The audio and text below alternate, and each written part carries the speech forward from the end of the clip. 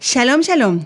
Sean todos bienvenidos nuevamente a este su espacio Israel en la historia. El tema de hoy tiene mucho que ver con la fecha de mañana, 14 de mayo. Es un tema que toca nuestra fe, nuestro corazón, y es parte del cumplimiento de una promesa dada por Hashem a Abraham y sus descendientes, la entrega de la tierra prometida. No siendo más, el tema de hoy es la declaración de independencia de Israel.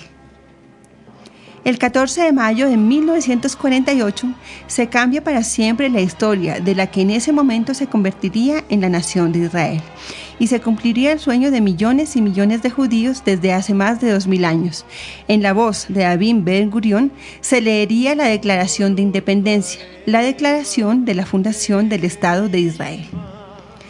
La creación del Estado de Israel es una consecuencia directa de la Segunda Guerra Mundial, que fue uno de los capítulos más oscuros y nefastos para todo el pueblo judío, que fueron ubicados en campos de concentración, diseñados para acabar con ellos de forma cruel y sistemática. Recordemos que estaban en el continente europeo desde hace ya 2000 años, después de ser expulsados por los romanos, cuando se dio la destrucción del Templo de Jerusalén en los tiempos del emperador Tito Livio. Y ahí pues prácticamente les fue prohibida su permanencia en la tierra. De ahí en adelante, los judíos se ubicarían en Europa, los sefardíes en España y los askenazis en Europa Oriental, que finalmente serían los más perjudicados y perseguidos en los tiempos de la Segunda Guerra Mundial. El triste capítulo del Holocausto dejaría alrededor de 6 millones de judíos muertos e incontables sobrevivientes que no pertenecían a ningún lugar. Eran rechazados de la forma más cruel en todos los puertos para evitar conflictos diplomáticos y las obvias responsabilidades sociales y económicas que implicaba albergarlos pues en cualquier nación. Con el final del mandato británico y la creación del Estado de Israel, se daría o nacería un factor de conflicto que hasta hoy persiste en todas las relaciones internacionales del sector.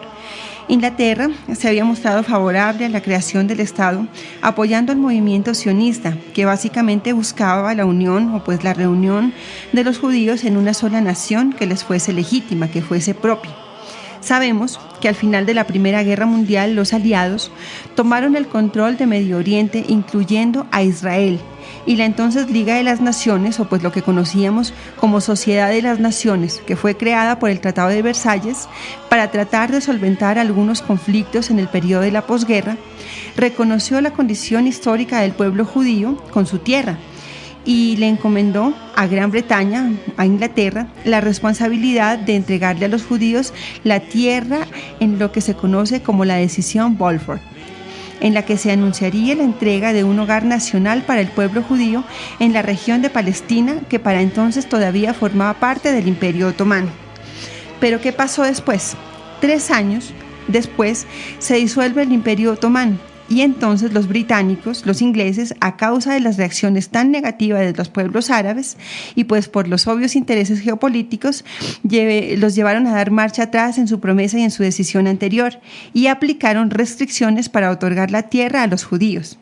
Entonces, los sobrevivientes de la Segunda Guerra Mundial fueron reenviados a Europa, donde se enfrentaron a lo que dijimos anteriormente. No pertenecían a ningún lado y a nadie le importaban. Entonces, tomando como base las palabras de uno de los fundadores del sionismo, Theodor Herzl, que años atrás expuso vehementemente que mientras no poseyeran su propia tierra, no podrían protegerse y estarían siempre a la merced de lo que quisieran hacerles, como evidentemente pasó en los amargos años del Holocausto, donde sus peores pesadillas se convirtieron en realidad.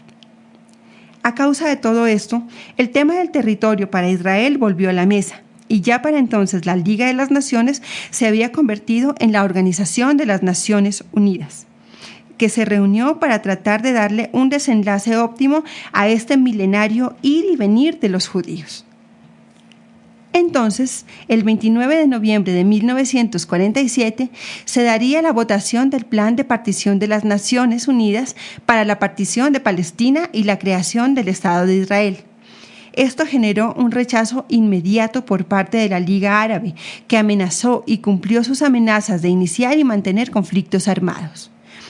Obviamente los judíos estaban muy felices con esta decisión, en la que 33 países del mundo votaron a favor, entre los que están los latinoamericanos, Ecuador, Bolivia, Perú, Panamá, Uruguay y Venezuela. 13 países votaron en contra, en los que obviamente estaría toda la Liga Árabe, Grecia e India, y 10 países se abstuvieron del voto, entre los que se encuentran Argentina, Chile, México y tristemente Colombia. Las reacciones en el mundo, más allá de la política, fueron favorables. Recordemos que el mundo cargaba con la gran culpa de haberse hecho de la vista gorda en medio de la guerra, aunque sabían las circunstancias tan tristes y desfavorables que vivían los judíos en medio de la misma. Y aún después de esto, donde el antisemitismo tuvo su máximo brillo y cuando el mundo entero pecó de indolente. Entonces, vino la partición de Palestina y el mundo recibió con buenos ojos la creación del Estado de Israel. Sin embargo, el día del nacimiento de Israel como nación pudo haber sido el último. El rey Abdala encabezaba 5 naciones árabes que no acataban el resultado de la votación de la Organización de Naciones Unidas y posteriormente se daría una guerra civil que devastaría toda la región. Inglaterra se marcharía de la zona en la que había estado como líder durante más de 30 años y se esperaba fervientemente que el presidente Truman, a la cabeza de los Estados Unidos de América, apoyara la creación del Estado. En pocas palabras, era una decisión que ponía en vilo y a la expectativa internacional el destino de todo un pueblo. Considerando todos estos factores, el 12 de mayo de 1948, David Ben-Gurión, que se convertiría en el primer ministro de Israel, convocó a un Consejo Popular Extraordinario, en el que reunió a importantes líderes israelitas, como Moshe Shanetti, que tomó la palabra e informó que los Estados Unidos había solicitado el aplazamiento de la declaración o posponer un poco más la declaración, o si no, pues no apoyarían al naciente Estado en el caso de una posible guerra contra las naciones árabes o una invasión árabe unida. También intervino Golda Meir, que en un futuro también se convertiría en primera ministra de Israel. Ella informó, como ya lo habíamos mencionado, que el rey Abdala encabezaría un ataque árabe. También estuvieron presentes líderes militares y sociales que manifestaron que posiblemente los judíos no estaban en posición, sino en gran desventaja para resistir y enfrentar a 5 ejércitos árabes muy bien equipados con armamento europeo. Pero gracias al Eterno, y pues cumpliendo su promesa, después de largas horas de negociaciones y deliberaciones, David Ben-Gurión logra llegar a un acuerdo frente a los requerimientos de los Estados Unidos y finalmente el viernes 14 de mayo, un día antes de Shabbat, anuncia la creación del Estado con estas palabras: este derecho es el derecho natural de los judíos de ser dueño de su propio destino, al igual que todas las otras naciones, en su propio Estado soberano. Ben-Gurión estaba preparado y ante 11 millones de judíos que lo oyeron alrededor del mundo, 11 millones de judíos que no poseían tierra ni voz, solo el dolor del flagelo y la persecución y el desprecio de la guerra. Ben-Gurión continuó: por la presente declaramos el establecimiento de un Estado judío en la tierra de Israel. Esto nos fue prometido por Hashem.